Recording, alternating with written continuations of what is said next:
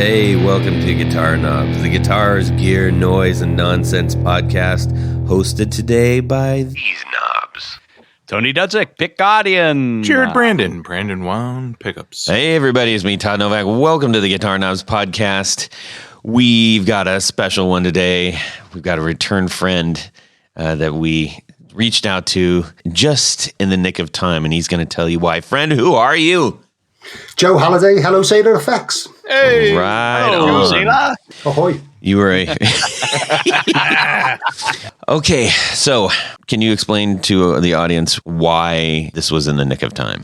Well, I'm in the military. I've been in the Navy for about 18 years. I don't want to count, maybe too many. And we're just about to go on deployment somewhere out far east for about 8 or 9 months. So if we didn't squeeze this in now, I'd have been away at sea. Wow. So France? France, yeah. 18 years. So does, do you guys do 20 years and you retire? 22. Oh, okay. You guys have a couple more years than us Yankees over here. I've got an American guy working for me at the minute. He's because we can't fund our own Navy, so we have to have you guys come over. Cheap labor. so we've got this American guy on board, and he's done less time as me, but he's got a little bit less to do than me, so he likes to rub that in. Yeah. Oh, I'm sure. So do you have to work really hard not to become like admiral or commander or whatever? 20 years, geez. You have to be posh to be able to get that far up. Still class system style, yeah. Well, it's not so much a class system. It's more like if you go to university and you speak properly, you can go officer. But for us, we go through the non-commissioned ranks. I'm one away from as far as I can go. Uh-huh. Oh, my goodness. That's me. I see. I don't know what you guys have in it. I think it's chief in your Navy. Or I'm sure, hopefully, hey, we'd love to hear from anybody actually in the Navy in whatever country you're listening to. Chime in and give our pal Joe a shout out when this comes out, or any old time. Just say hi. Well, while you're on that subject, after the last show, a guy got hold of me who was in the Canadian Navy. He's a lieutenant. He was just leaving. He'd done his full time. I don't know what that full time was, and he ordered a free range with his specific picture on in his ship's colours and all this stuff that tied him to the Navy. And when we got talking many years ago, when I was on board HMS Montrose, we saved a Canadian submarine with another ship, the St. John's, who was a Canadian ship. We went out and 2 guys died. They were stranded at sea. And it turns out he was saving on this other ship at the time. Oh, so, Wow. It's a small world. I know. How random. So, ladies and gentlemen, we are very excited. We're going to talk to our pal Joe from Hello Sailor Effects, one of the most colorful pedal builders out there. And I don't just mean in the, your aesthetic approach. I think you just, I think it's fair to say you are, as you like to say, having a laugh at yourself to a certain degree with the things that you're building. Absolutely. Yeah. And that resonates. That makes people feel good, So we're going to talk to Joe. He's been on the show before. You can go listen to that previous episode. It's episode 144. And that's when we first got introduced to Joe. We had a great episode. Then we're going to have another one now. We're going to talk to him. He's been very busy really evolving, I would say, probably your entire approach to your pedals and into some new equipment. So we're going to dig all into that. Right, Joe? Absolutely, yeah. I mean, I get bored really easy, so I've got to change it up, Yeah, yeah. I've got some questions about that whole being bored and how you're doing stuff when we get there. But all right, let's. We got a couple of announcements real quick. So we're going to say thanks to Rode Mics for providing the Rodecaster Pro, this lovely machine that is making this podcast happen, as well as the Procaster mics and these, my articulating arm. I've got 3 empty ones here, which is very sad, but Jared and Tony are off in their own homes practicing. It's hard not to say this with a smirk, but practicing safe podcasting. So, yeah. And anyway, so thank you so much to Rode for providing that stuff. And again, as we mentioned before, most of us who are listening to this show are involved in some sort of audio capture, or even, doing videos, some video work and some of your own camera work in your homes. I mean, people are really mobilizing on that effort, and they make some of the absolute best gear to capture audio for those circumstances. So make sure you check them out. Thanks, Rode. And then we also, Joe, where can people check out what you're making as they're listening along? Mainly Instagram, but also if you check out hellosailoreffects.com, you'll see a few of the things that I've built up that are ready for purchase. Yeah. I will say that your Instagram is a far better representation at this point. If you're just breaking into Hello Sailor stuff, then that's gonna give you the best understanding of everything that Joe's doing in his world. You're busy making pedals, not managing a website, so I get that. Yeah. So all right, Tony or Jared, do you guys have any announcements, real quick? I do not have any announcements. Jared, do you have any announcements? I don't. Not pertaining to announcement worthy. When's the next episode of Rewinds with Jared? I know. I got to drop one. I've been. I got to drop an episode. I will. In fact, maybe I will during this podcast. What? Yeah, right. Nice. Kidding. How's that make you feel, Joe? Yeah, I know. Well, I tell you now, you dropped the first one right at the wrong time, and I'll get to that on my things that I've been up to. Okay. Good.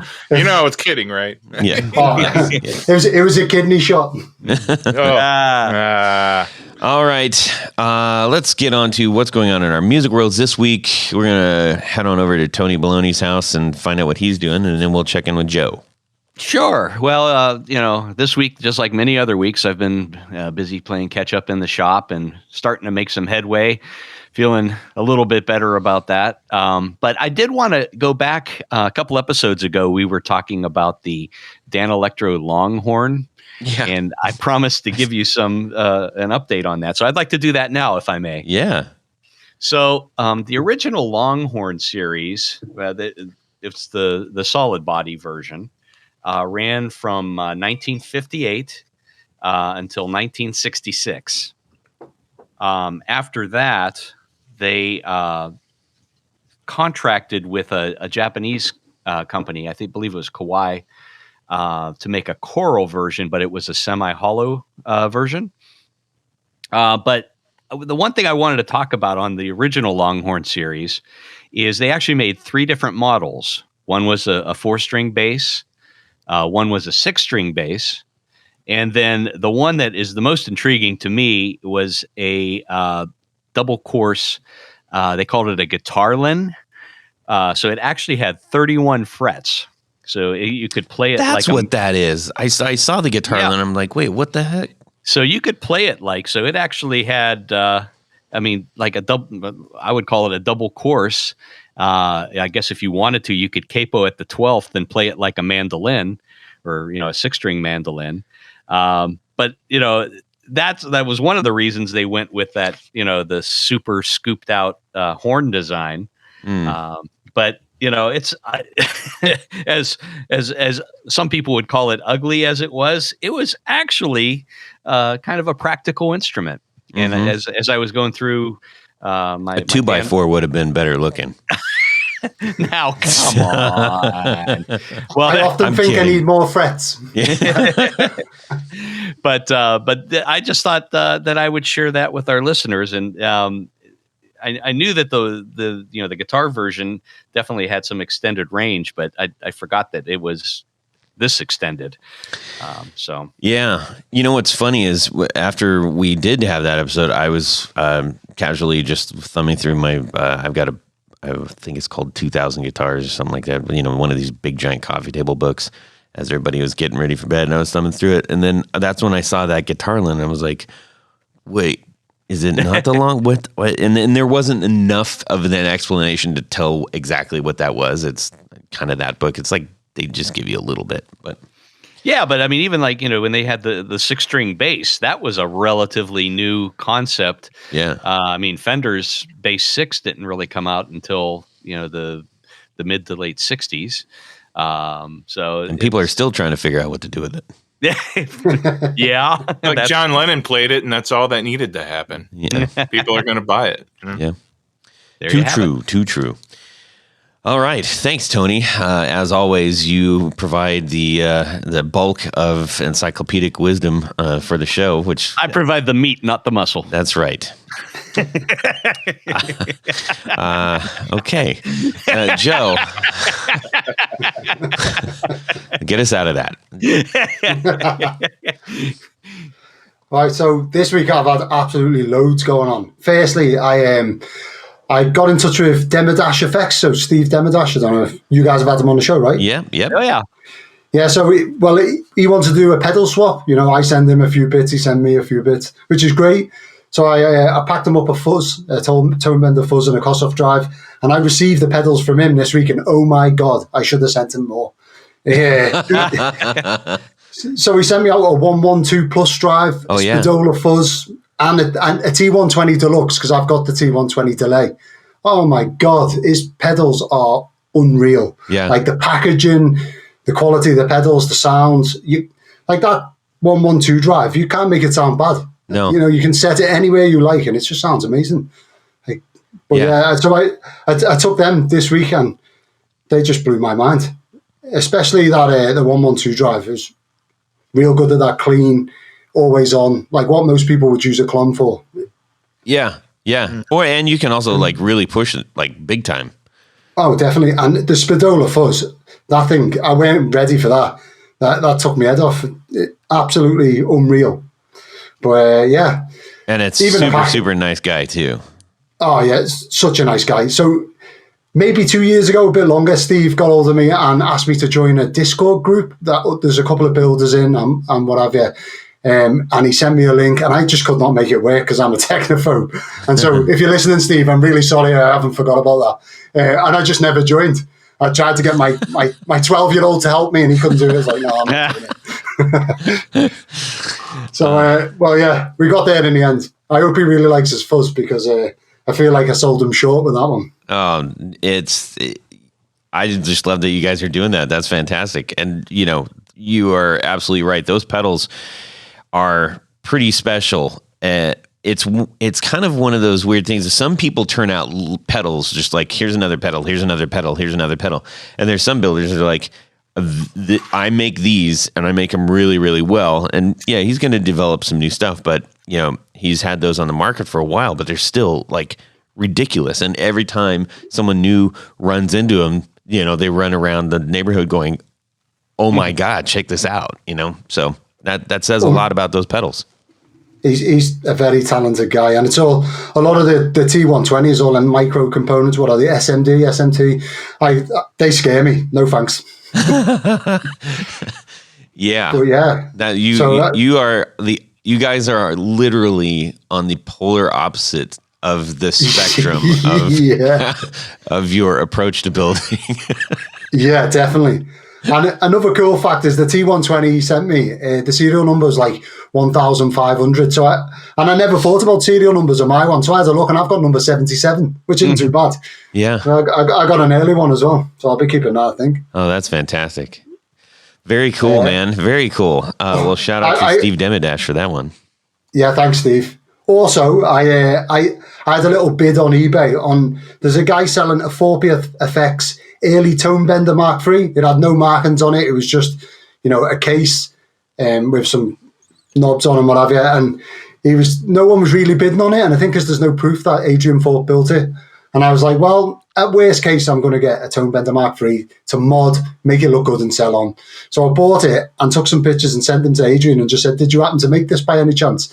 And he was like, yeah, that's an early one. And the transistors are really good. And I was like, yes, thank you, God. I'll take that. Yeah, that's a big score right there, right? Well, that's another one that's probably going to be with me forever. I need to get hold of him, actually, and ask him if he'll sign the front, because I'm an absolute fanboy. He'd be great to get on the show. Oh, you really should. What a guy. I mean, talking about me in the military, that guy was a bomb disposal major. So he's like well up the ranks, a major bond-disposed expert. Oh, wow. He's basically harder than a coffin nail. No, wow. Oh, wow. Yeah. Wow. Yeah, I think, and he's probably the size of Jared as well. I met him at the London International Guitar Show, and what a nice guy, but he's a big fella.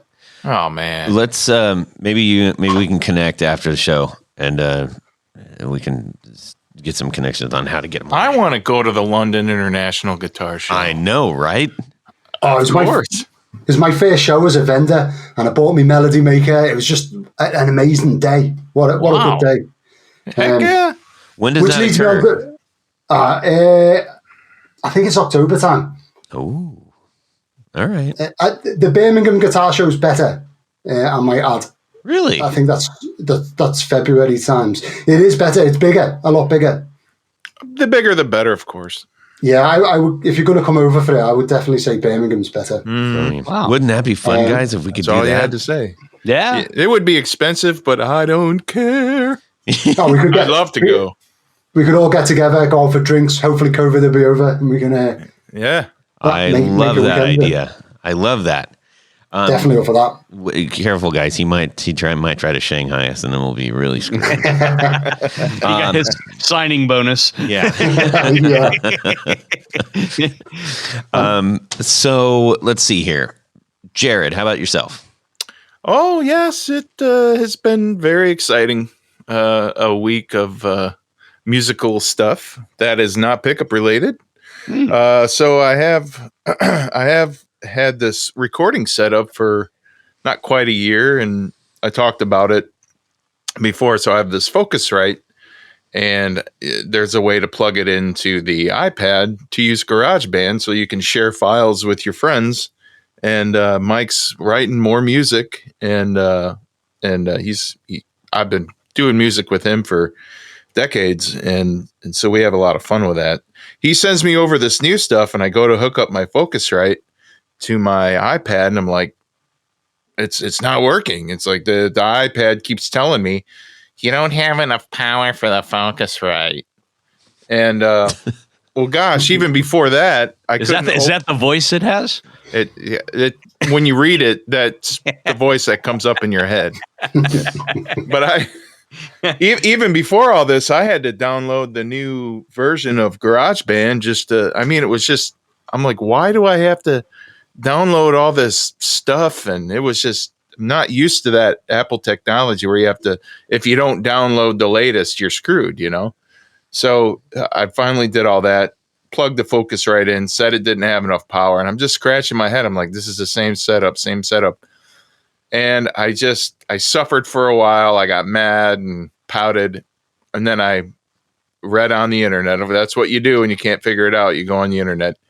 And I read that you have to have the exact right charger to make this work. You have to have the charger the same charger that comes with the iPad itself. Mm-hmm. And I just looked all over the house for that. And I think I left it at Mike's. And Mike's 2.5 hours away. So I'm like, well, so stopped by Tony Baloney's yesterday to sign some things. And then I went to the old Target, and got me, I was lucky. They had the right things there. So I got the charger and got home, and boom, it worked. Back in business. Yeah. I mean, I'd never suffered in, it was so, like, I didn't know you had to be so exact and so, I don't know, technically correct to make this stuff work. Well, sometimes Apple is a little persnickety. It is. That's the exact word I was thinking. Mm-hmm. Somehow I doubt that. Here. Yeah, I think he was going to go with not good. Right. But anyway, hey man, I'm back in business and getting my guitars out again and playing again, and it feels good, man. Good. Yeah. You have to send us some links to some of the finished product when you have it done. Okay. Indeed, Aroni. You, Todd. How about you, Todd?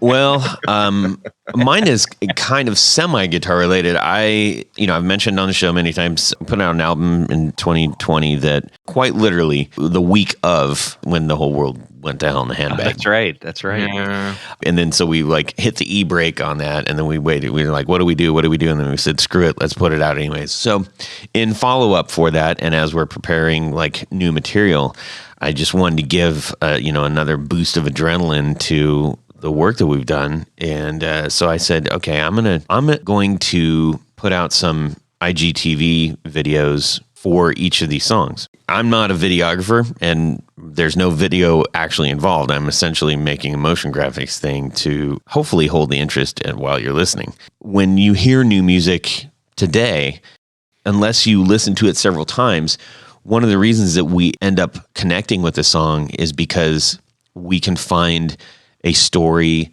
or we can find our imagination at work. So this is an effort to try to do that. So I was sitting there trying to work on this, and I'm a little bit out of my element. I've done some things in Premiere Pro, but not a ton. So I spent more time trying to, figure out how to cobble the stuff together and less finessing. But now I think I've got a formula that is going to work out really well. So I'm excited to put that out. Well, anyways, that is our music world this week. Now, How about this? Thanks, Tony. 1, 2, 1, 2, 3, 4 on the floor. Hey, Jared. Yes, Tony. Would you believe that our buddy Joe here has never tried Tour Gear Design's patch cables? Kidding? Wow. Man, he's missing out because they are awesome little tiny cables. They're wonderful things, and they're flat, and they're very dependable, and very, how would you say? Affordable. Affordable. That's one. But I was thinking of the thing with they have the opposite, the S shape, the snake cable. Yeah, they thing. come in different shapes and sizes. And sizes. They all fit anywhere on the pedal, no matter what. I mean, that's my favorite part about these. They fit anywhere. You know, the other patch cables you buy, they don't fit everywhere in the power thing, and it's just a tight squeeze. Not these. These fit everywhere. Yep. And, you would think that something like that great would be very expensive, but it's not. Mm-mm. Oh, my goodness. They are so affordable. And I think Todd has a message about that. That's right. If you go to tourgeardesigns.com/discount/the guitar knobs, you are going to get 10% off your entire order. And they ship mighty fast, and they are all hand tested to make sure that they actually work. These are outstanding pieces of equipment, and we are very happy and proud to share that with everybody. So that's tourgeardesigns.com/discount/the guitar knobs. Save 10% on a whole bunch of these cables, because you're not going to get one. You're gonna go like, I should just grab a bunch of these. Just get a bunch. Sold. Take my money now. Yeah. All right. We got affirmation from Joe. So thanks, Tour Gear, for making a fantastic product. Joe, we're gonna hear your 4 on the floor right now. Are you ready? Yeah. All right. This is part due. This is the second 4 on the floor. So now you're gonna have 8 on the floor. Yeah, he's got a Super 8. Yes. I'm cheating. All right. Let's do it. Okay, so my 4 on the floor starts with number 1, the Kingsley Peasant. I don't know if you guys have heard of Jared from Kingsley Pedals. I'm not familiar with that one. Todd? No. He's an English guy who lives out in Canada, and he actually builds amplifiers, Kingsley amplifiers. Okay. But he's branched out into valve-driven pedals, or tube-driven pedals for you guys. And the Peasant is a new one, but it's basically a Rangemaster sound, only with a valve in there, and you know how much I love the Rangemaster. So it kind of interacts with your guitar's pickups, so it's very impedance sensitive. Just a great pedal all around. What valve is in there? 12AX7. Oh, okay. Yeah. Basic preamp. But it's running at high voltage as well. The thing draws 500 milliamps, but it's running at 300 volts DC inside. Wow. So it's a proper valve pedal, not a valve caster 9-volt. Probably not a good idea to pour a beer on it. Oh, No, it's built like a tank. Let me tell you. So I used to have a Kingsley Maiden, which is a preamp, like a Dumble inspired preamp, and I sold it after building my own amplifiers. And now I can't get another one in the UK, and there's a wait list. So what a mistake. But yeah, the great pedals. Yeah, what's weird is that nobody is bothering to actually tag this person in any of their photos. He's not on Instagram, which is the... that's the problem then. Yes. Boy, how are you? Yeah. But he's got a waiting list as long as your arm, You can't get hold of them. And the pedals secondhand are selling for maybe £100 more than what they're retailing for. Wow. So awesome. I'm not letting go of this one. I got it for Christmas. It's staying with me. That's I say fantastic. that all the time. Don't you like when you get a piece of equipment and you're like, I don't care what happens. I'm never getting rid of this. Oh, all the time. Isn't that great? That last one that you built there, that's probably number one. So, well, I'm looking at it. Much. I'm looking at a photo of the Peasant, and man, that's a kind of a tiny pedal. Well, it's kind of normal pedal size. So like the MXR Phase 100. It's the same size as that. Okay, yeah, that's not bad. Usually, anything that has tubes or valves is usually on a much larger case. No, I have that pedal, the Phase 100. It's not too big. Yeah. Yeah. Well, there's a picture of the pedal in someone's hand, and it looks, So not quite a handful. Let's talk about really quick. You mentioned this is a tube-driven pedal, right? Yeah. Maybe you can give us a understanding of, because there's several out there. Like Wampler makes one, the Chandler tube drive. Like there's all kinds of tube-driven effects. What is the real benefit or drawback from one of those? Well, tubes are real old technology, aren't they? I mean, guitar pedals and guitar gear is all driven by industry, isn't it? So if you think we use tubes for everything, I mean, in the military, we used all of our comms units used to be tubes and stuff like that. And it's just outdated, so it doesn't react as quick. So you get sag or how to explain. It's just a different technology. Yeah. It's the different. I mean, if you're talking about an amplifier, like for example, a tube rectifier, you're going to get less voltage out of it. It's going to react a bit slower to your playing. So when you don't get the sag when you dig in, or you do get the sag, when you dig in. Mm-hmm. And then if you're using diode rectification, you're going to get that power instantly. So it's kind of like in your face. There's no way to explain it other than buzzwords on tone. It just gives it a more organic feel under the fingers for me. Gotcha. And there's a difference between running it at 9 volts. If you're running it at 9 volts, the valve itself or the tube is not actually doing all that much. It needs a higher voltage, definitely. These pedals actually take 9 volts because they've got a voltage doubler, tripler, whatever inside built in, so it boosts the voltage up, and it takes 500 milliamps, which isn't all that much, to be fair. So fantastic bit of it. I've been looking at doing a valve pedal myself, and that's the benchmark. It's something like that. I'll never get up to that. He's been working with valves a long time, so yeah. I'm actually looking at all the bits in front of me now, thinking maybe I'll get into that soon. That would be really funny to see the end result of that. And I say funny because the kind of parts that you are known to use. What is this going to be like? Bolt on a full power transformer on the top of it. Yeah. Mm-hmm. So what's number 2? Number 2 is the R2R Electric Rangemaster. You heard of this, Chris Vincent? I have. I just did a 1 minute wonder on it.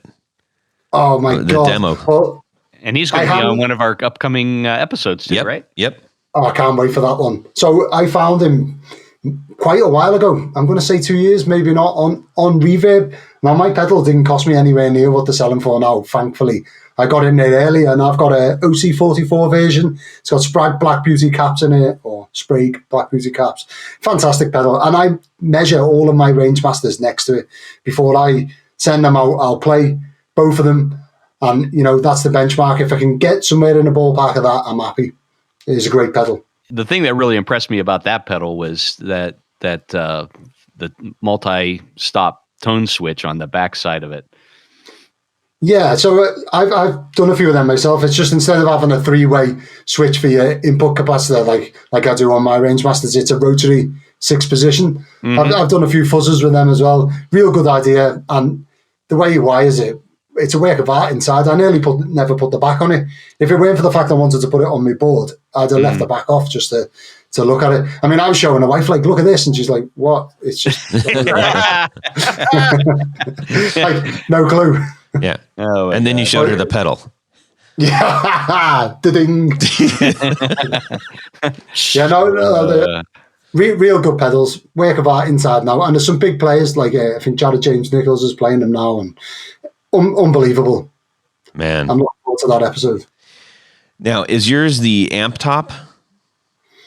No, mine's just a normal pedal. It's a smaller enclosure size with the range control and then the input capacitor clicky switch. Yeah, gotcha.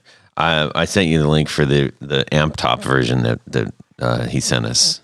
So cool. That's one that just blew me away. So I was watching his pedals for a while and talking to him about getting one, and then he posted. I mean, I think mine's number 140 something anyway, and he posted a picture of 2 of them identical for sale with one of the first rotary switches for the input cap that I'd seen on them, and I was like, I got to have one of them. Got in there straight away. Fantastic. Yeah, pretty cool stuff, and it's really great. I loved talking to him on the phone. Before we have guests on, I do try to have like, hey, let's get to know each other a little bit, so you don't just have a cold how do you do. And I mean, we were talking for like an hour, and I'm like, well, he's so knowledgeable. Yeah.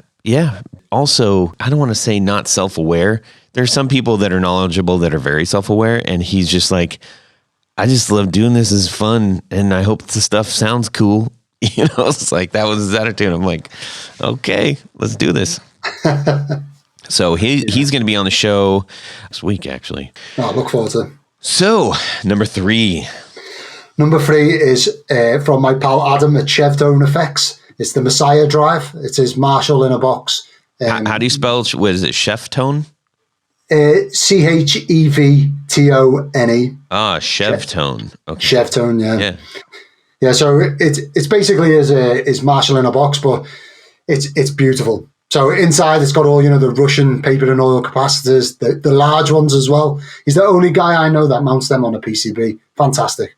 But it's just a great pedal. It's a great Marshall in a box, 2-foot switches, and when something sounds distorted and gainy but very clear, so it's almost no gain whatsoever, but really gainy, if that makes sense. I love that. And that's actually something that I found in the pedal that you sent me that's sort of the thing that I want. I don't want it to just sound like the effect. I don't want it to just sound like a wall of overdrive or distortion. If I dig in, I want it to sound like I'm digging in. If I'm not, I want it to be just kind of like sitting there. What is the pedal name again? It's the Messiah Drive. Messiah Drive. All right. Yeah, so MESSIAH. Cool. Well, that's another new one. I'm following that right now. Bang. So I'd just like to say that I hassled them, and I got number 1. They're very, very. So it's not PCB. It's in a different shape enclosure. It's hand painted and all of this. And he said to me, don't ever sell that because that's not the pedal. Don't let that get out. And I'm like, no, I'm having that. So I finally got that one. That's fantastic. Yeah, I love when that's what it's all about. That's the things that we get excited about, that we're chasing. Jared and I each have one of Wooley's hand painted early Fettle booths. It's like, man, that's brilliant. I love his hand painted stuff. It's so good. So do I, man. It's just a little bit more special. Red Noise, same thing. Got a hand painted one, and now they're all screened and everything. So when you do find somebody that you are interested in like that, and you run across and a lot of times it's guys who are just starting out, like, jump on that, support them, get those pedals, and because those are the ones that they're never going to make again, and there's no two that are ever the same. That's kind of how I started to like pedals more than I ever have before, because joining this podcast, I found myself buying the pedal from these guys, not only because, it sounds good, but more so because it had more of a personal touch to it. Yep. And now I've got all these pedals and I'm like, oh man, I guess I'm becoming a big pedal guy now. Yeah. Well, I mean, that's really the magic that, Joe, that you've captured with Hello Sailor is that definitely everyone is like that. Oh, thanks very much. Yeah, I think I could never do the knocking them out one after another perfect every time. I could never do that. Yeah. You got sailors to boss around all day, man. Exactly. I tell you what, if you ask my 13-year-old what his dad does for work, he'd pretty much tell you that. Tells people off in work all day. Well, yeah. What do you got for number 4 here? Number 4 is the TrueFi 18-volt color driver. Yeah, so the old color driver, one of the very first drive pedals, made in Denmark Street, London. Them ones. It's their version of that. Oh, cool. Oh, nice. So it's got like the treble and bass controls and the drive control. And mine's got a master volume on the side as well. It's all in like a unique enclosure. I ordered mine in candy apple red, but you can get all custom sparkle colours and all sorts. And just really well made. When you pick up something as a guy, you pick it up and you go, that feels really well made. Like, yes. Yep. Yeah. Absolutely. I walk around the house with it, like weighing it up in my hand for quite some time before I ever plugged it in. Like, well, I really like this. Yeah. And that's my last one. It does like, pretty much almost clean. If you dial it back almost clean, just give your amp a little kick to right the way chaos, too much for the amp to handle and everything in between. It's really more of a fuzz than an overdrive, but yeah, great pedal. So to be clear, this is the same TrueFi TRU-FI. Yes, that's the one. Okay, so I actually contacted them in 2018, and we went back and forth, and then it just, didn't really hear much back from, which I think I was confused because it says in there in West Cumberland, Maine. And West Cumberland sounds a very UK kind of place, but Maine doesn't. So I was like, well, anyway, so maybe that was it was just like, hey, this is going to be tough because I don't know, but I should. They're definitely in the States. Yes. Okay, good. Yeah. But it's a real good pedal. It's really unique. And all of their stuff is real quality. I got a couple of friends over your side of the pond who put me onto them. So a couple of people that I trust to direct me in my tonal direction, It is it's an old school, all of their stuff looks very similar to each other. They're not like radically unique pedals amongst themselves. They're colored, but they all kind of have that early color sound kind of fuzz shape and all that stuff. Yeah, and as far as I know, they're the only ones who have them enclosures. They're their own thing. Yeah. They're almost normal pedal size, probably a little bit wider, a little bit deeper, but they're their own. I couldn't buy their enclosures and make my own pedals, which I like. Yeah, that's cool. That's cool. Man, oh man, how fun. What a great 4 on the floor. I was happy to spend as much time as we did there because, you are impassioned about the pedals that you have and you're excited about them and you're supporting those other people. And then, that's great to hear.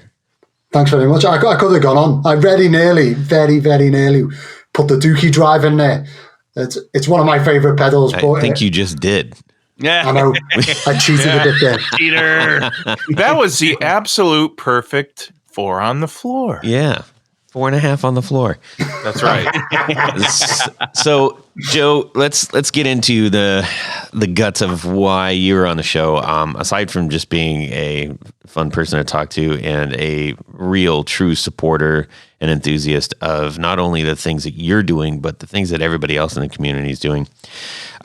You have been very busy since we last talked to you, and I think not only in developing some new things, which you're going to talk about, but I could be wrong, but I feel like you have shifted your pedal build. When we had you on, you were playing in somewhat the same sandbox as a lot of people, but as far as like enclosures and just like how things are done. And then you just kind of like said, I'm going to do my thing over here. Does it feel like that's evolved? Am I getting that about right?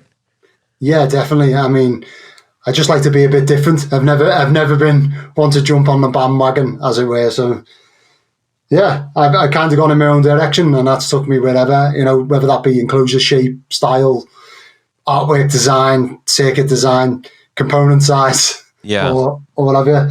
And then I kind of wandered into amplifier world after building my first brown face deluxe amp, and then left that for a while. I sold it, missed it, decided to build myself a new one, and then I kind of got sucked into amplifiers big time. I went on a bit of a journey. It started with buying a 2-rock, and then a Victory, and then I migrated to building my own out of vintage amplifiers, and that's where I'm stuck at the minute. Is squarely in the vintage amplifier area. Those are relatively they're smaller amps, yeah.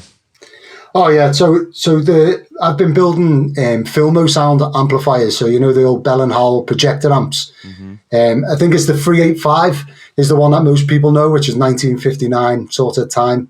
But I found a load in the UK, Model 601s from 1948. So they predate the Tweed. Wow. So that output transformer is older than a Tweed Deluxe. And there's just magic inside them. I don't know whether the magic is dust and age or what, but they sound good to me. Yeah. But and of course, I can never do things normally. And because the amplifier chassis are so small, I mean, I'm looking at one on my desk now, and it's not much bigger than the Tweed Champ chassis I've got sat next to it. I mean, it's certainly shallower. It's not much longer than it. So there's no place for a tag board or a terminal board or anything like that. So it's all done point to point, which is another fun little twist. Wow. Sorry, Todd, go on. Well, so you made one, you're making another. I mean, is the plan to just make a bunch of them, or are you still developing your own version of that amp? Oh, well, I've sold 2 and I've kept 1 for myself. So I've made 3 so far, sorry. And then I also built another one that was out of new components that I sold this weekend, just gone. Wow. So I've got another 2 to do. I'm looking at one now on my desk that, I mean, it's a later model, so it's a 1951, so it's got an aluminium chassis. I could get right into it, which I'm not going to. But the output transformer was bad, which is the magic part, and I felt a little bit down about that. But because I'm an absolute gear hoarder, I bought an old amp. My wife hates it. I'm really sorry, love, if you're listening. I can't help it. I'm like a magpie. I'll go through eBay. Oh, that looks good and old. And then it gets stored in the house for 2 years before I touch it. And yep. Yeah. So, I'm the same way. I've got so much stuff in the basement, so much gear. My wife doesn't even come down. She just stopped coming down to look. Is that the trick? That's what you have to do? That's exactly right. You scare them from coming to the basement where all the stuff is. Yeah, that's a good shout. Yeah. So I had this 1940s Ampro Premier 20 film projector amplifier. So it's a dual 6v6 amplifier. So the output transformer and that, perfect. So I've just retrofitted that to it and bolted it on. It's a bit of a hodgepodge job because the aluminium chassis isn't really that strong. So the weight of the transformers was weighing on it. So I had to cut up some unnamed metal from work. Sorry, work, if anyone's listening. I'm not going to tell you what system that was from. so that's all screwed together now to give it a bit of strength. And that's going to be number 4. And then I've got one more Model 621, which I think is from around 1950 coming. And then that is me. Before I go, hopefully I'll be able to bang them out. Yeah. But they're basically a Tweed Deluxe. So when I first opened the ones I had, the power transformers were knackered. So I used a UK power transformer so we could use it over here. And then a lot of the components had drifted. The electrolytic caps had gone bad. And I like to keep things vintage correct. I would love to do that, like use the correct pots and stuff. But a lot of the stuff was failing. So I swapped it out for other vintage components. And that gave me the idea to strip it out and build my own amp, which started as a 5E3, and then I kind of migrated into a lot of the Dumble mods. I don't know if you guys have looked into I think he calls it the Tweedle D. It's a great name. I know, what a great name. Well, I took some of them mods just to make it more pedal friendly. And I know a Tweed Deluxe is great with pedals, but I like a lot of pedals. And there was a lot about it I didn't like. So I stole some of Alexander Dumble's mods just to make it a bit more pedal friendly. That was really working out well. And luckily, the two guys who have bought them off me so far, well, I say luckily, both of them have been either in the industry or thereabouts. Like one guy does a lot of recording, and the other guy is real big on Instagram. And what's the new one that all the kids are into? TikTok. That's the one. I was going to say TikTok, but we'll go with TikTok. He's big on that, so he's got thousands of followers. He does some recording himself. And so I sent them both out, and I was thinking, in my head, these are the best amplifiers I've ever played. And I've owned a lot, I'm like, I buy and sell them almost weekly. But I was thinking maybe because I've built them, I'm thinking that myself. But both guys got back to me and said, oh my God, they're so loud for such a small, I think they're about 15 to 20 watts without measuring it. And they're so loud and clear and dynamic, you can pick lightly, it does nothing, you can dig in and it like goes rauc in your face. And that's exactly what I wanted. So it's kind of affirmation that they're not too bad. Fantastic. I had a question. Since you've had the opportunity to work and replace components on vintage versions versus starting from scratch, building with new components, do you notice much difference between the vintage sounds versus the amps that you're making with new components? With transformers, absolutely. So that output transformer, in my mind, and I'm sure there's amp guys who are listening now calling me every name under the sun and telling me I'm wrong. Maybe it may be in my head and it may be vintage drunk, but as Mick from That Pedal Show says, if it's in your head, it's real. If I can feel it and think it, then it's got to be real on it, because it is. So I think that output transformer makes a big difference. I don't know whether it's the materials that they add, maybe the magnets that they used or something. I'm not sure. There's definitely something about the old ones that sounds different. Whether that's better or not, I mean, that's up to you. I've noticed just changing the rectifier valve from a vintage 5Y3, like I got a couple of Kenrad ones, some real old 50s, lovely, but they put out less B plus voltage than the newer, say like a Sovtech 5Y3. So you get more sag, you get more sag. So it sounds more vintage, it sounds kind of browner, if that makes sense. Yeah. And then the newer valves, or if you were to put like, I don't know, a GZ34 in there, that outputs more voltage, so you're going to get a different, if it's going to feel different under the fingers, it is different.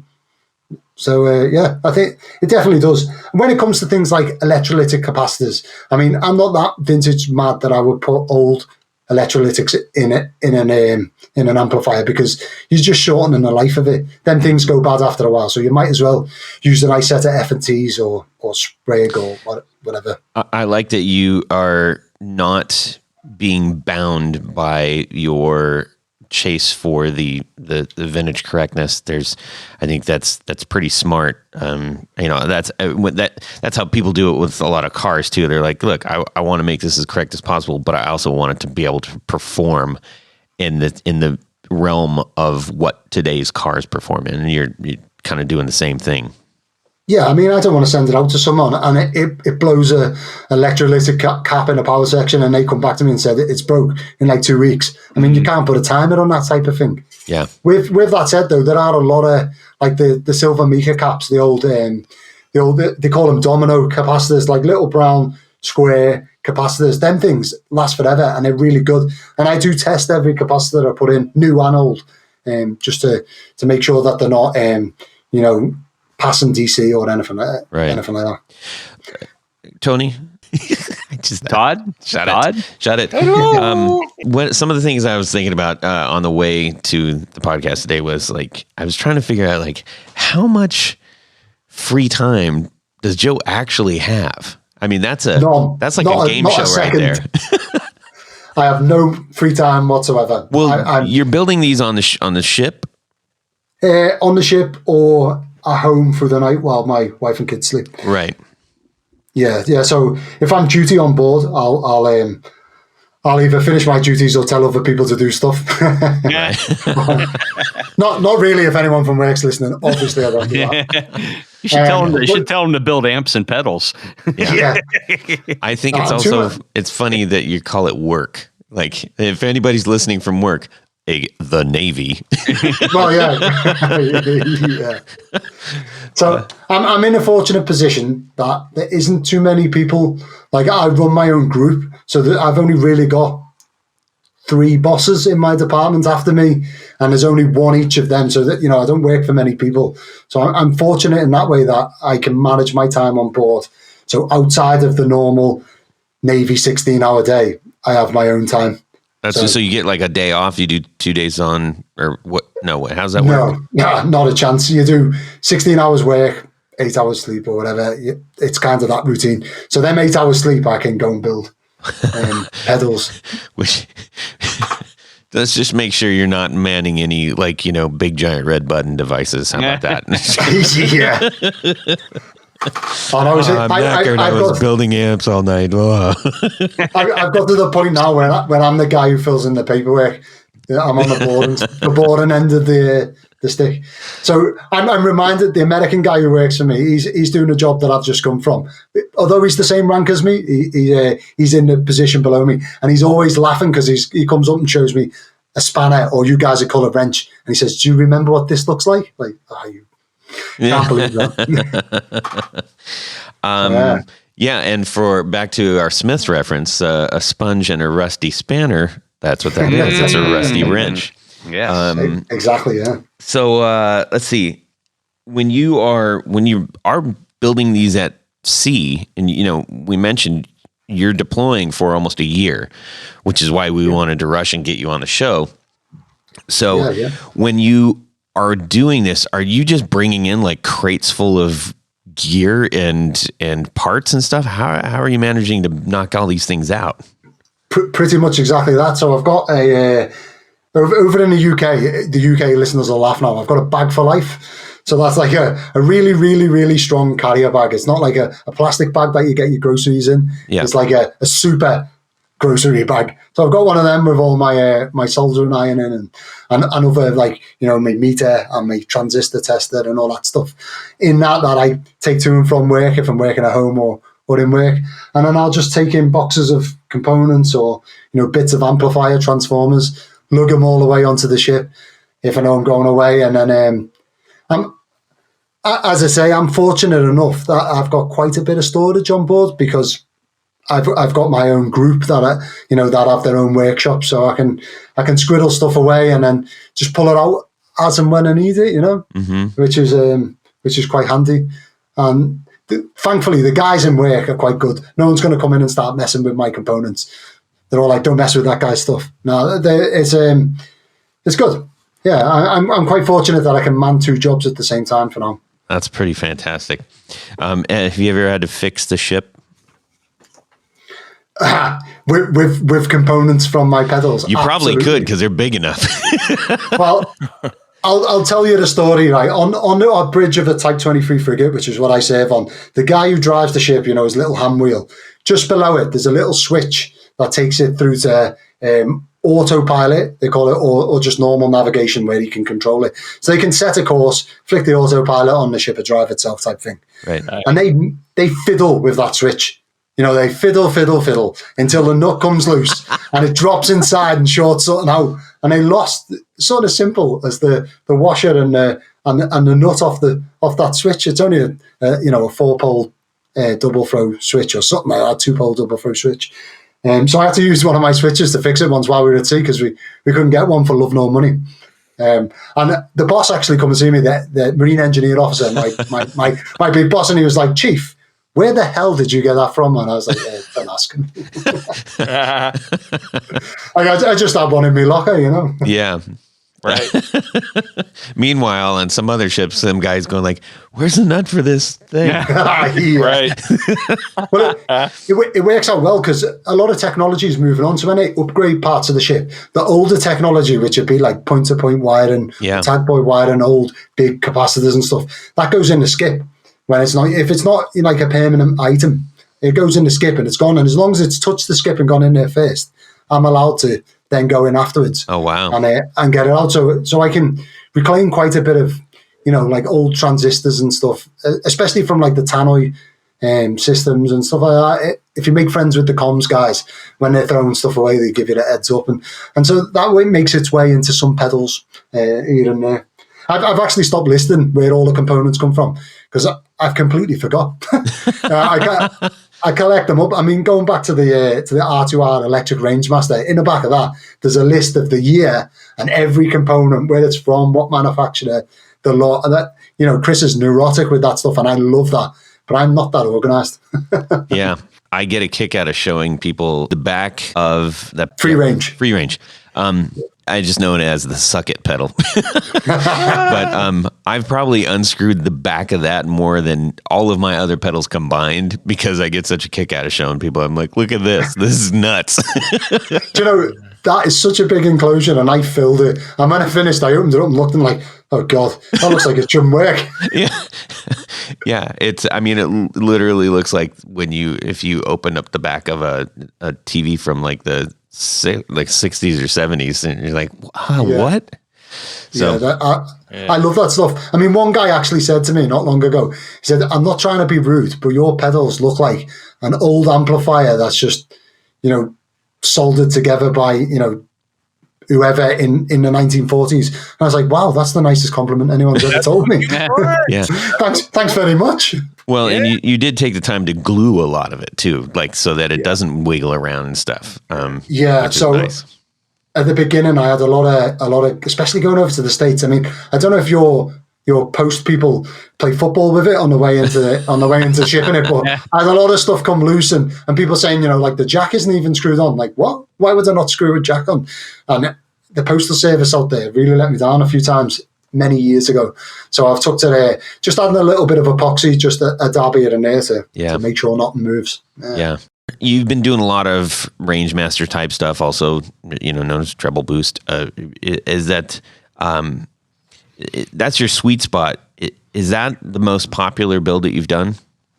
I don't know if it's the most popular. A lot of people like the Kossoff drive, but I really, really, really like Rangemasters. Yeah. And I want to sell people on them. I mean, if someone says to you treble boost, you just kind of shy away from it as a guitarist, like everyone. Yep. But it actually cuts treble. It doesn't boost treble whatsoever. Yeah, that's always been the thing. It's a big misnomer. Bumps the mids. Yeah. Bumps the mids. And it actually cuts this. So if any of you guys are interested in on how a Rangemaster doesn't boost treble, my buddy over at Rocket Complex on YouTube, check him on YouTube and Instagram. Also, they've just brought out Rocket Complex, all one word. All one word on Instagram and YouTube, yeah. But it's the name of his band, Rocket Complex. And they actually just brought out a single called Freshen Up. And it's about the guy who sits in the toilets spraying aftershave on people. Fantastic. And they filmed it in our local nightclub, which coincidentally is where I met my wife. Not in the toilets, but but he filmed a video on the Rangemaster, and he analyzes it and shows you how it doesn't boost treble. It gives the mids a push, and he shows you different ways to use it. And he took a couple of my Rangemasters to film it. He's just a super, super knowledgeable guy and a great video. Well, your Rangemaster is nothing to sneeze at, and I'm running drives into that as well as the Kossoff that it's paired with. So the brilliant thing about that, I think a lot of early treble boosters, you tend not to see the variable switches on them. It's just sort of like a sweep, kind of, here's more trebly, here's more, here's more MIDI or not. And what I love about like the one that you built for me and the one from R2R is that it doesn't matter what other drive is going in or out of it, and or what kind of pickup you're using. To me, that's the real big thing, because you may have a sweet setting for something that sounds fantastic on a humbucker, but then if you go single coil, man, it sounds like a completely different monster, and maybe not at a good one. So the ability to switch that up and get those variable tones on command without just the sweep itself is really, really helpful. Oh yeah, thanks. I mean, your one actually has an input transformer circuit, so it's basically a transformer wired as an inductor. So the the germanium transistor in it always sees a guitar's pickup impedance. So that's how you can get away with putting. Yeah, that's what I was going to say. I mean, I'm talking like I invented that. My mate Stu over at Tate Effects, he gave me, or I was sort of almost there on that circuit, but I had all the values wrong and the type of transformer, and he kind of like gave me his circuit, which was like an ultimate cheat sheet, and that to me makes such a great such a great start for the Rangemaster. I mean, as Rachel says, anytime you can add a transformer in the circuit, it's a good time. So I'll take that one. Oddly enough, though, the R2R one doesn't have a transformer in it, but it still plays really well with everything I've thrown at it. So go figure. Yeah, and it's remarkably simple. I opened up the back. I was like, "This is it," but it's like not that.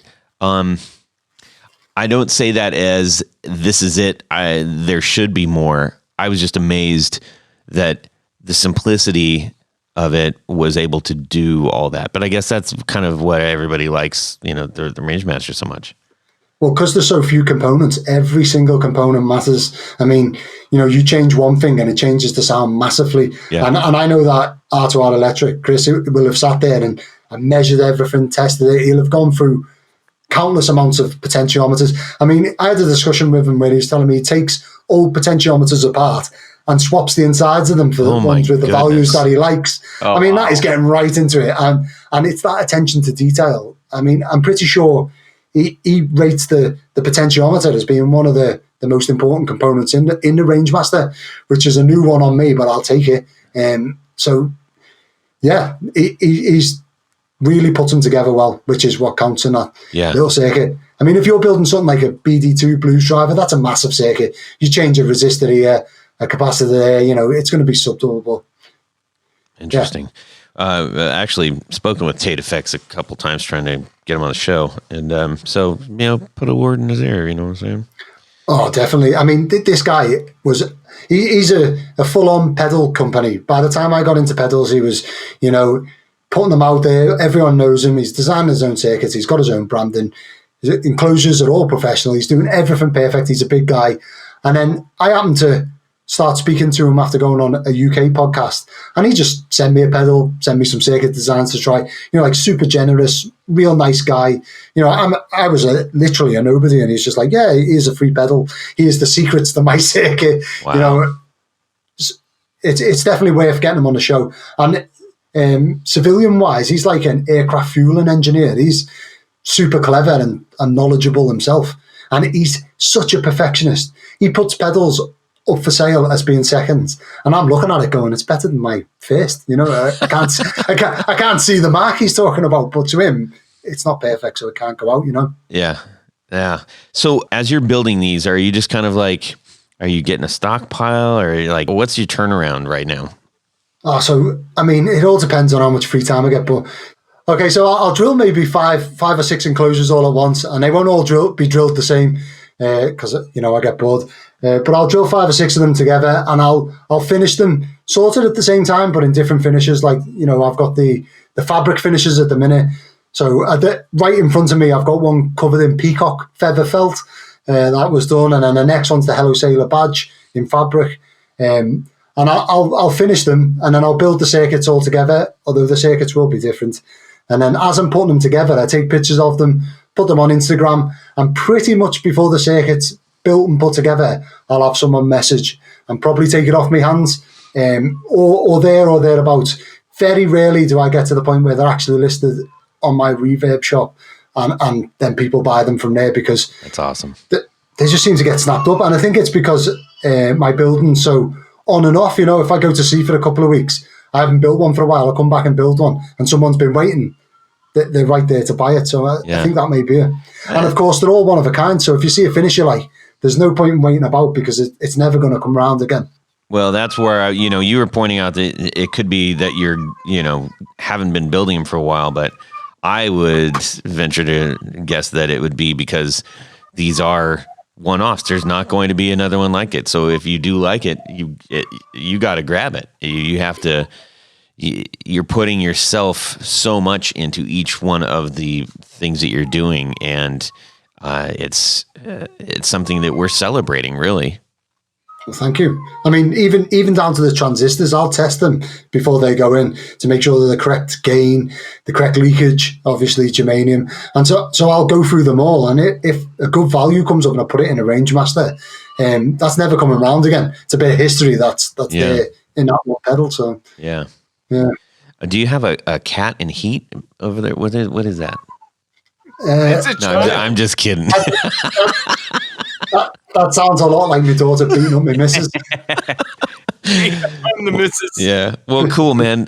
So look, people who have not yet gotten hip with the Hello Sailor, if you don't have one of these yourself, you're hearing it right from Joe. I implore you to get one for yourself because it is handmade directly from him. It is a one-off. There are no two exactly like, and that's pretty special in the world of the things that we like. So highly, highly encourage you to get a hold of him and grab something. All right, Joe, if you don't mind, we're going to mosey on over to Jared's neighborhood real quick and do some of his stuff. So now it's time for one of our favorite games on this show. I think it's the only game. And right. And here's a little jingle before we start. Would you rather? Perfect. So you're walking down the old street. You're welcome, John Esterly. And you realize, hey, man, it's my birthday coming up. And let's say your best buddies, Todd and Tony, they're going to really go all out this time for your birthday because you're turning 40 or 50 or something like that. Or something like that. Yeah, let's say 40 because it's better than 50. So would you rather have good old Tony go to the store and buy a brand new Les Paul?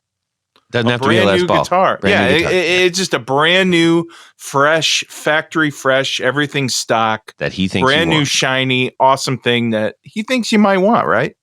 Or would you rather have Todd save a few bucks, but he buys this awesome, gnarly, wore-in, used, who knows what it's been through, awesome Gibson Les Paul or something like that?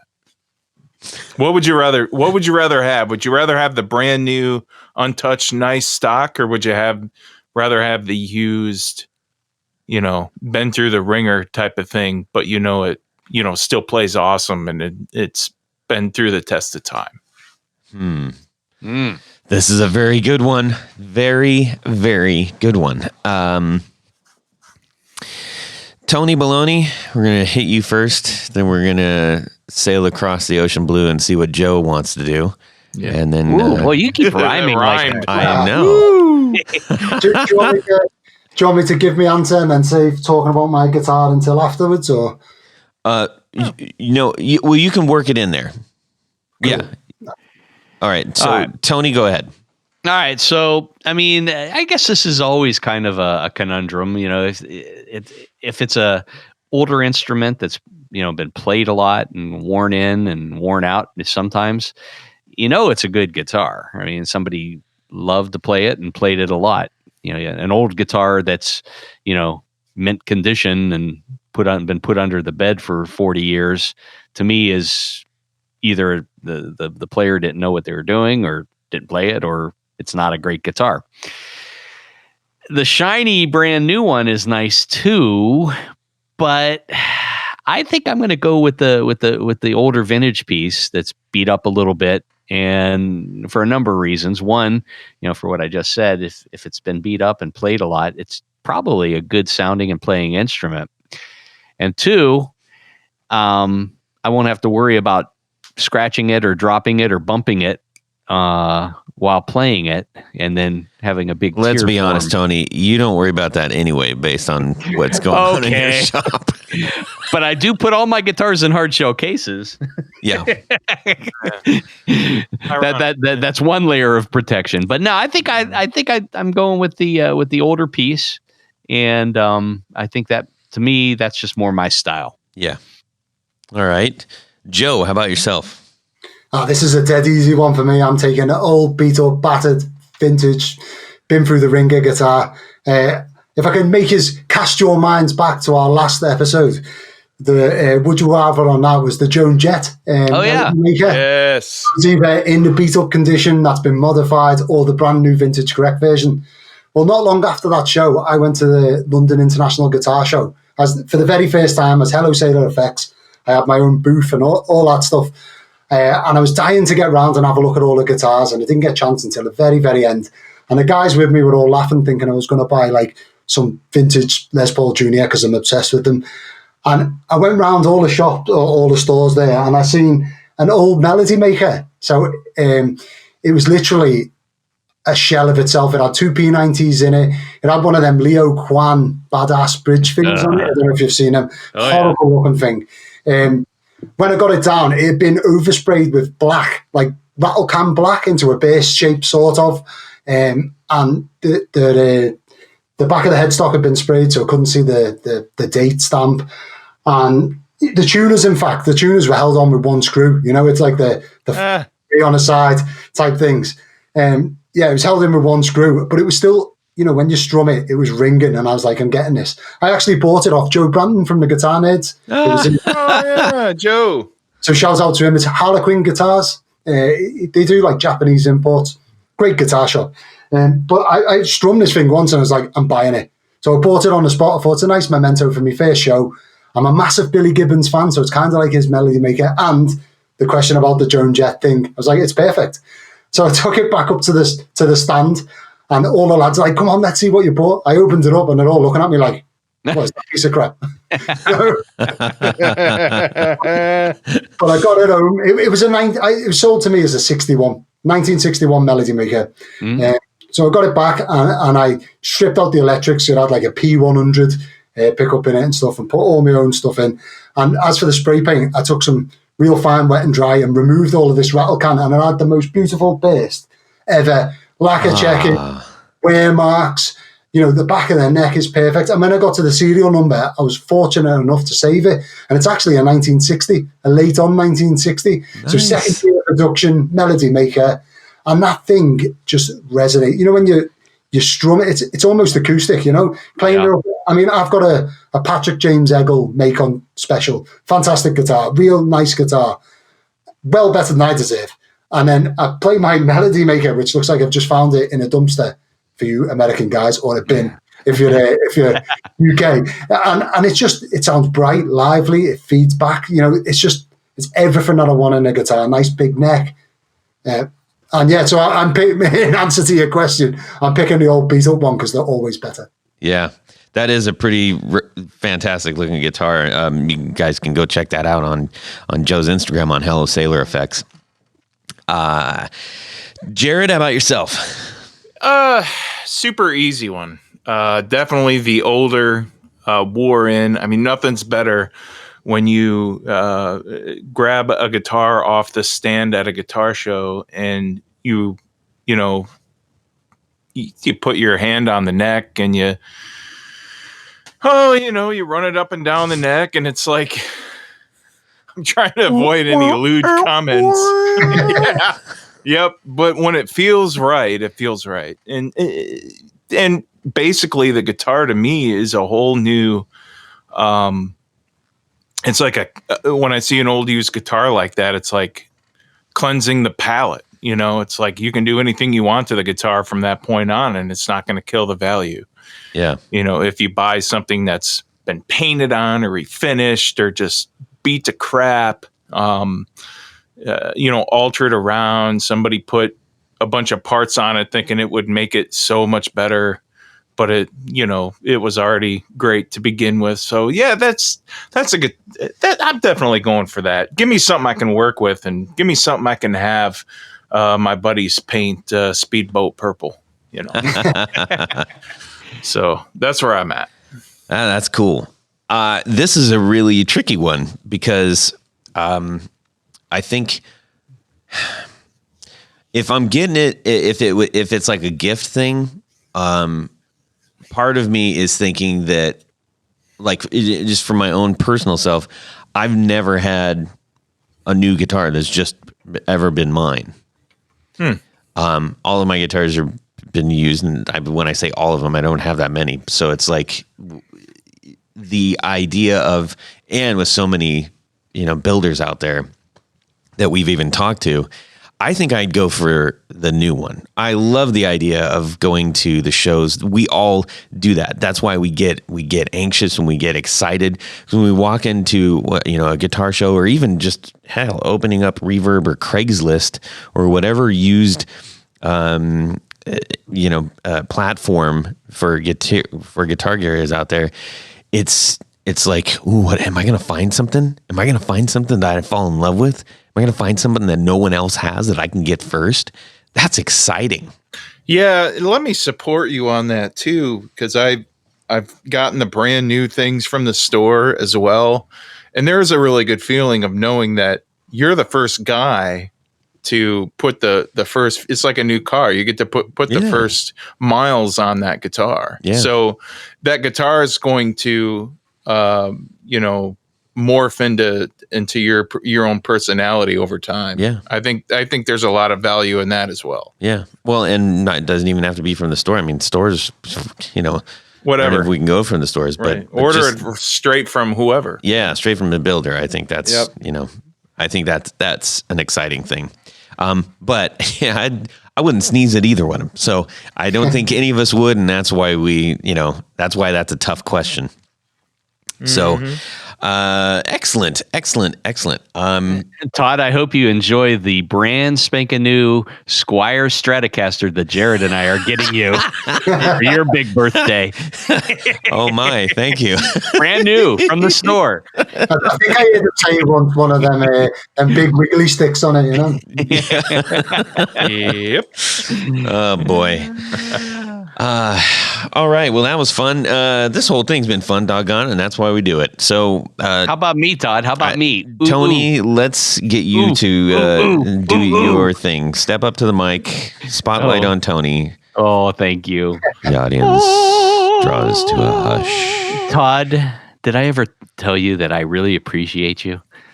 No. Okay. Probably won't hear that. Yeah. At this point of the show, we like to thank a special group of people. These are our executive producers, and our executive producers are growing and growing. And this week we have a brand new executive producer. Now you might be wondering how you can become one. Head over to patreon.com/the guitar knobs and check out a couple different levels in which you can participate and become a sponsor, a patron of this very, very podcast. You guys help make it all possible. That's right. So, in honor of having a new executive producer, let's start from our newest and work our way backwards. We'd like to thank our new executive producer, Mr. Is it Alid Mazari? The jury's out on that. He said, "Have fun pronouncing that." And I said, "Is it a long E or a soft E?" So let's just say it both ways, and then one of them will be right. And yes, Mizrahi. Okay, very good. Thank you. Also, thanks to Rob Saxby, Gary Cooper, Douglas King, David Rancho, Jason Rausch, John Jackson, John Williams, Ty Carmen, Richard Kendall, James Pennington, Liam Martin, Matt Hart, James White, Brett Alexander, Justin Jones, Doug Gann, John Esterly, Chris Heidel, Brad Partridge, Tyler Bray, John Anglin, Anthony Lathrop, Johnny Knowles, Stefan Lamb, Michael Senchuk, Brian Robinson, Ken Sayers, Michael Van Zant, Doug Christ, Darren Gregory, Chris Kearney, John Daly, Martin Cliff, and Tom Barazin. Yep. Yeah. But wait, there's more. We have just a step up from our executive producers. We like to call them our Grand Poobahs. The club on the skyscraper. Oh, yes. At the top. The penthouse suite. So, in addition to all this great stuff, these Grand Poobahs get a special fez to wear as just kind of an extra thank you. So these special thanks to these grand poobahs, Mr. Jonathan Jerusik, Corey Nigro, David Kaminga, Cody Lane, Cody Foster, Sean S. Yes. Tommy Manasco, Mark Garton, Adam Johnson, Steve Keys, Tim Nowak, and Tyler Raines. Thank you, each and every one of you. Guess what, Tony? What? They just had their name read on the thing. Oh, I forgot to ask what happens in addition to all the great stuff. Thank you, right. Jared. Hey, can't miss it. Well done, everybody. Joe, we were thrilled to have you back on the show and welcome you back anytime, my friend. Where can people find you? Mainly Instagram. That's the best platform for me. If you've got any questions, comments, or even just to drop in and say hello and talk gear, I'm all over that. Fantastic. Awesome. Tony? Head over to pickguardian.com. You can see some of the stuff that I offer. It's available for sale on the website. But by and large, what I do is custom work. So shoot me an email. Let me know what you need. I will be very happy to take care of you. And if you want to check out some of the projects that we've talked about here on the show, go over to my Instagram, which is pickguardian and the number 1. Awesome. Jared?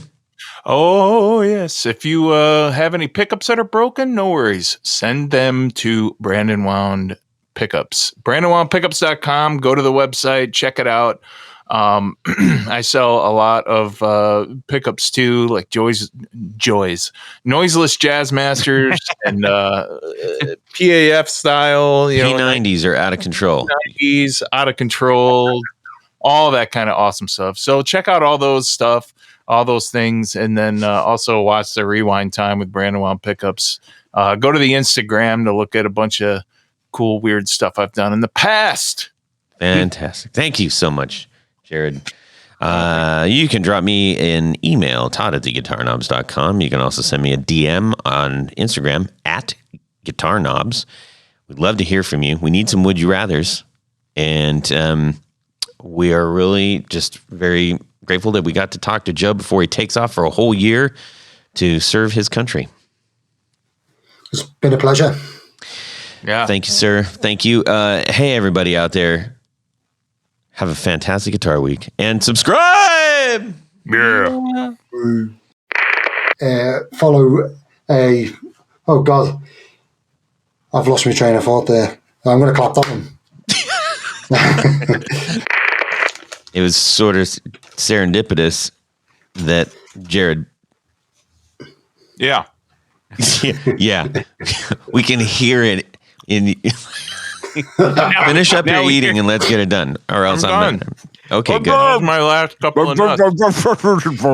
Yeah. Girl. Joe, I know this is riveting. Thank you. Okay, so I love this.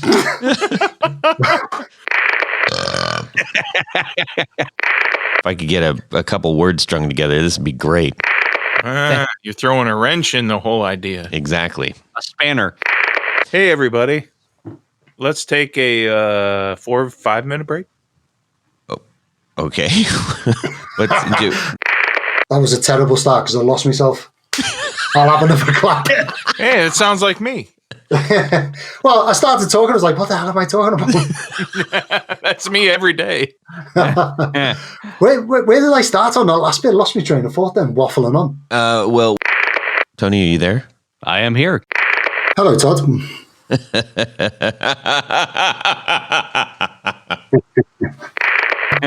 Where did I start on that last bit? I lost my train of thought then, waffling on. Well, that's it for these knobs. Please visit our Patreon page at patreon.com/theguitarknobs. Visit our website at theguitarknobs.com for all of our past episodes, 4 on the Floor blog, and other good stuff. You can connect with us on social too at our Facebook page and share your gear and stories on our Facebook group. Also, be sure to check out our Instagram at guitarknobs. Catch you next time.